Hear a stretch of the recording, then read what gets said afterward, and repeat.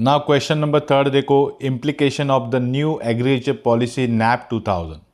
Initially हम लोग ने देखे थे objective of the NAP, then देखे features of the new agriculture policy. अभी देखेंगे उसके इम्प्लीकेशन क्या होंगे, एग्रीकल्चर पॉलिसी जो बनाई थी उसके इम्प्लीमेशन क्या रहेंगे। तो देखो इनिशियली हम लोग थोड़ा इंट्रोडक्शन में देखते हैं कि India as a second largest farmable land in the world after USA, है ना। यूएसए के बाद देखो इंडिया सबसे लार्जेस्ट फार्मेबल लैंड है, यानी फार्म करने वाली कंट्री है वो इंडिया है। Despite this the country has not been able to achieve its full agriculture potential due to several challenges. कुछ चैलेंजेस है उसके कारण एग्रीकल्चर पोटेंशियल पूरा नहीं हो रहा है। लैंड पूरा फार्मिंग है लेकिन प्रोडक्शन हम लोग को कम आ रहा है, इतना होने के बाद भी, सेकेंड लार्जेस्ट फार्म होने के बाद भी। इसलिए the new agriculture policy NAP 2000 was introduce to boost the agriculture boost करने के लिए, बढ़ाने के लिए, एक्सपांड करने के लिए नैप पॉलिसी इंट्रोड्यूस की। Ensure better productivity, investment, farmer welfare होने के लिए कंफर्म अच्छी पॉलिसी थी। अब ये पॉलिसी हाईलाइट्स करते हैं several important area of changes पे that are needed to transform the agriculture sector. पूरा ट्रांसफॉर्म होना चाहिए, बदल होना चाहिए, चेंजेस होना चाहिए। Let's go through them one by one. पहला देखो की इम्प्लीकेशन ऑफ द नैप 2000 में पहला ही था कि भाई इंक्रीजिंग प्रोडक्टिविटी बढ़ाओ, प्रोडक्टिविटी इंक्रीज करो। तो एग्रीकल्चर जो Indian agriculture productivity is much lower compare to the develop and even some developing countries से अगर कंपेयर करने जाएंगे तो इंडियन एग्रीकल्चर की प्रोडक्टिविटी थोड़ा लोअर था।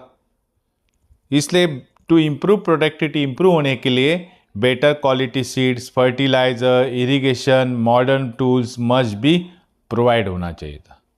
ओके, सी में बोला है कि farmer should have access to scientific knowledge and modern farming techniques में क्या करना चाहिए, एक्सेस मिलना चाहिए, एंट्री मिलना चाहिए कि सबको साइंटिफिक नॉलेज होना चाहिए, फार्मिंग टेक्निक्स मालूम होनी चाहिए। ओके, ये मेन की इम्प्लीकेशन था।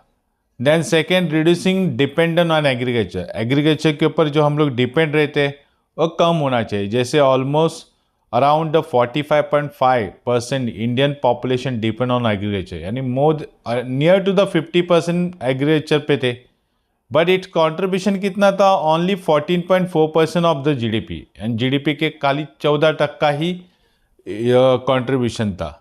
50% पॉपुलेशन और कॉन्ट्रीब्यूशन 14%, तो ये बराबर नहीं है। इन कॉन्ट्रेंस में देखो बी में डेवलप नेशन हैव ओनली 2.5 या 2 to 5% ऑफ पॉपुलेशन एग्रीकल्चर रहता है, वाइल प्रोड्यूसिंग सरप्लस फूड, और उनका फूड भी सरप्लस रहता है 2% 5%। यानी सोचो वो कितने मॉडर्न टेक्नोलॉजी यूज़ करते रहेंगे। सी में बोला India needs to divert people from farming to other job पे डाइवर्ट करने की ज़रूरत है, लाइक मैन्युफैक्चरिंग पे जाना चाहिए, सर्विस पे जाना चाहिए, bye improving the rural development के लिए।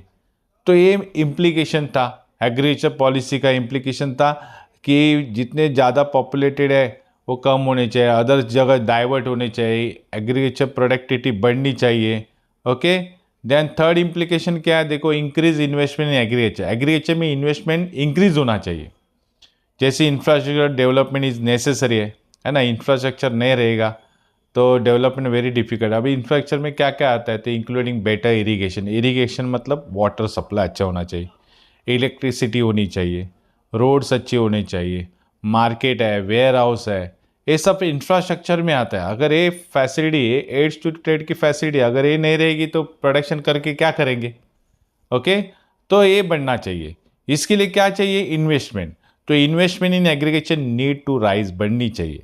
इसलिए public sector investment in 2020 and 21 was only 4.3%, है ना। 2021 में कितना था, 4.3% ऑफ ग्रॉस कैपिटल फॉर्मेशन था, GCVF। वाइल प्राइवेट सेक्टर का कंट्रीब्यूशन कितना है, 9.3%। देखो कुछ भी नहीं, यानी इन्वेस्टमेंट कितना, खाली 9% और 4%। तो कैसे इंफ्रास्ट्रक्चर बढ़ेगा। ओके, और क्या इम्प्लीकेशन थे, मतलब नेशनल पॉलिसी जो हम लोग इम्प्लीमेंट करने वाले थे उसके इम्प्लीकेशन क्या थे। तो एनकरेज प्राइवेट सेक्टर को भी एनकरेज करो। जैसे government should provide incentive for private company to invest in agriculture यानी गवर्नमेंट ने प्राइवेट कंपनी को इंसेंटिव्स देनी चाहिए, सब्सिडाइज देनी चाहिए कि भाई आप एग्रीकल्चर में इन्वेस्ट करो।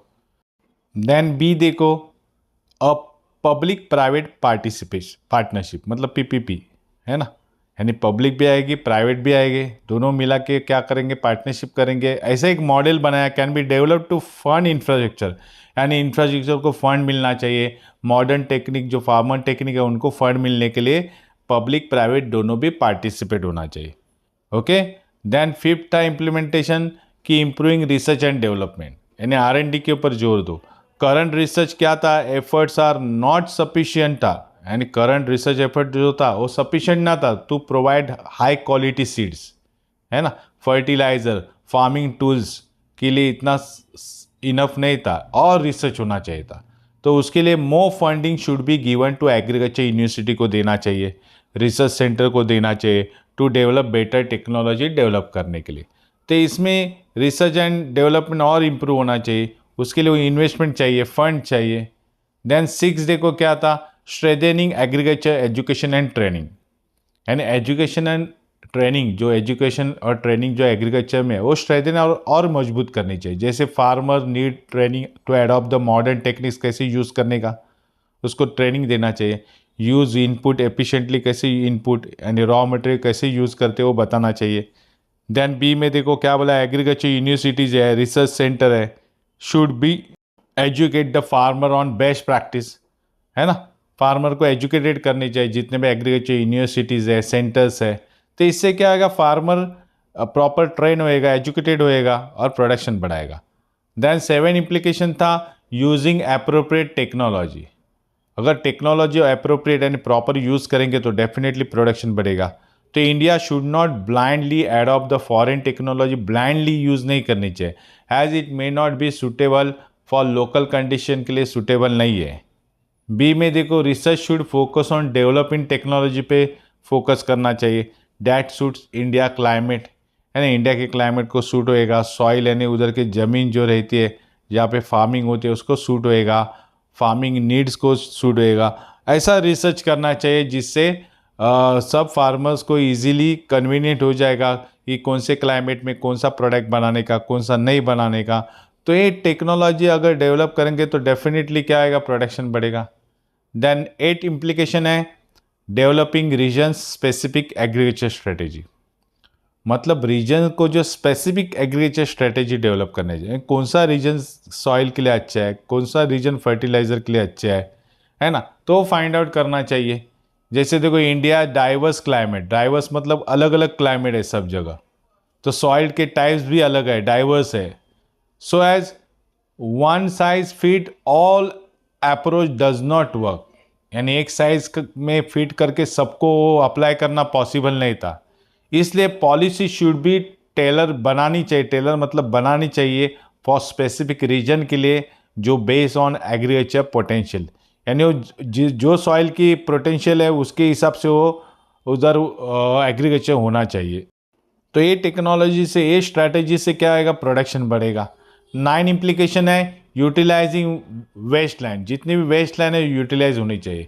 जैसे India has about the 79.5 million hectares of waste land है ना, अभी तक यूज़ ही नहीं किए, that can be converted for farming के लिए यूज़ होनी चाहिए या अपोस्टेशन के लिए यूज़ होनी चाहिए, है ना। तो this land can be use for growing crops, medicine plant, medicinal plants है, टिम्बर्स है, ये प्रोडक्शन करने के लिए हो सकते हैं, बराबर। देन 10th है इम्प्लीकेशन स्ट्रेंथनिंग फार्मर कोऑपरेटिव्स, है ना, फार्मर की जो कोऑपरेटिव सोसाइटीज़ है, बैंक्स है, वो स्ट्रेंथनिंग करनी चाहिए। जैसे स्मॉल एंड मार्जिनल फार्मर्स है, can not afford modern techniques and equipment use नहीं कर सकते, हाई क्वालिटी सीड्स नहीं यूज़ कर सकते, फर्टिलाइज़र यूज़ नहीं कर सकते, तो उनमें क्या कोऑपरेटिव सोसाइटी बनाओ। तो cooperative society should be strengthen करो टू प्रोवाइड क्रेडिट देने के लिए, मार्केटिंग देने के लिए, स्टोरेज फैसिलिटीज़ देनी चाहिए। इसलिए सब फार्मर को एक साथ लाके उनकी कोऑपरेटिव सोसाइटी या कोऑपरेटिव बैंक बनाओ, ओके, जो फार्मर लोग को इजीली लोन मिलेगा और वो high fertiliser, seeds, modern techniques buy कर सकता है। However the cooperative movement in India has been weak है ड्यू टू मिसमैनेजमेंट, करप्शन के कारण, फिर भी ये इम्प्लीकेशन होना चाहिए।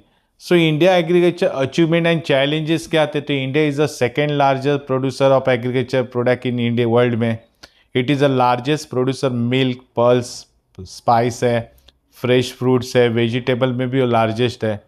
It has the largest area under wheat, rice and cotton cultivation में सबसे बड़ा है. India is the seventh largest agriculture exporter है ग्लोबली. डिस्पाइट दिस अचीवमेंट के बाद भी बिगेस्ट चैलेंज है is effective implementation of policy. ये जो पॉलिसी है, न्यू एग्रीकल्चर पॉलिसी, अभी तक इफेक्टिव इम्प्लीकेशन हुई नहीं है. वो और भी इफेक्टिव होनी चाहिए. तो ये थे implication of new agriculture policy 2000. Okay, अच्छी तरह समझो, बैड करो, राइटिंग में प्रैक्टिस करो. आप हर पॉइंट एक्सप्लेन करना बहुत ज़रूरी है. मैंने सिलेक्टेड पॉइंट दिए लेकिन आप एक्सप्लेन करो. Okay, all the best.